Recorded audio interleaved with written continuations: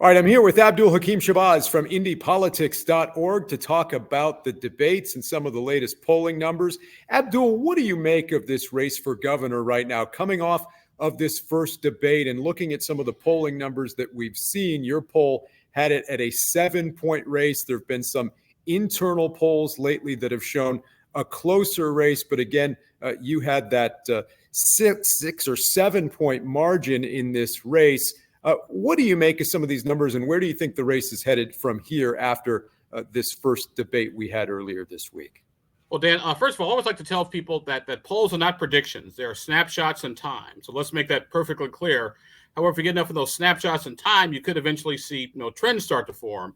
And, of course, the only trend that matters is the one on Election Day. So now, with that disclaimer out of the way, I think it shows that although Indiana is considered a Republican state, and it has been over the past 20 years, with Democrats only winning a couple times statewide, Glenda Ritz and Joe Donnelly, I do think Jennifer McCormick has a puncher's chance. Now, I'm saying it's a heavy puncher's chance, but I think she has a shot at winning since Broad is so under 50% right now.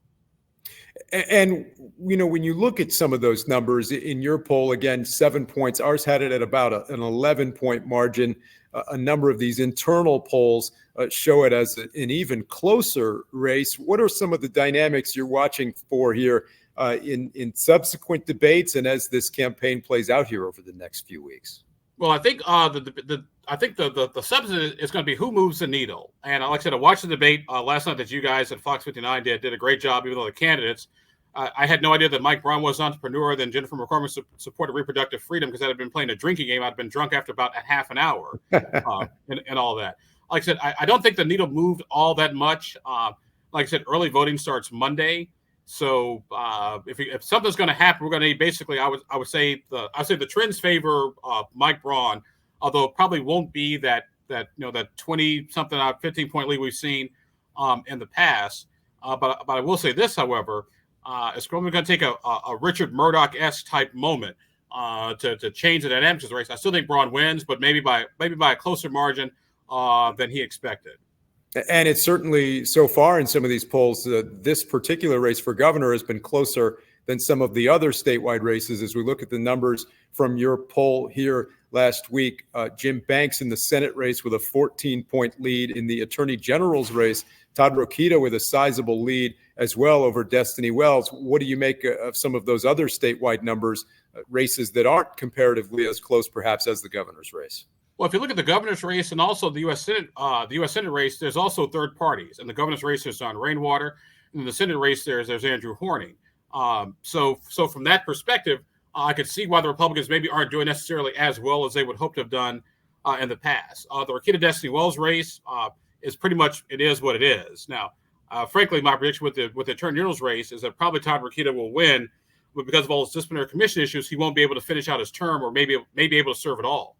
So if we have a Mike Braun or Jennifer McCormick governor, if I were them, I'd be thinking about, hey, who should I pick to replace Todd Rokita? Should he be removed from office? Yeah, that's an interesting thing to ponder as well. That could still happen. What else stood out to you from some of the polling numbers from your poll this past week? We looked at what the top issues were. What was on the issues of voters' minds? What do they want lawmakers to address come September? When they come back in January? I figured we hear all the chatter about all the noise about property taxes, but property taxes wasn't it. It was rising costs and inflation and immigration, which is why you'll notice that Mike Braun recently put out his plan to deal with rising prices and inflation by giving people more tax cuts. So my spider sense is going to be, hey, maybe they got wind of our poll when our poll results said, hey, we need to get something out here right away. So score one for us and the good guys. So that kind of surprised me. Also, too, we did ask the marijuana question. We asked it in a different way. Not so much should marijuana be legal or illegal, because legalization for medicinal or recreational purposes is pretty much established here. Who just want it? But we asked if they've ever tried marijuana. 41% said they tried it at least twice, 10% once, 40% not at all. But my favorite one, my friend, was the number, the 5% that said they didn't know or unsure. My thing is this: if you don't know if you tried marijuana, you probably did. You probably did it right. It has some really good stuff when you tried it. Oh, my. The things you find in polls this time of year, for sure. Abdul-Hakim Shabazz from IndyPolitics.org. Thank you so much. We really appreciate it. Hey, Dan, thank you guys. Y'all take care. Thanks.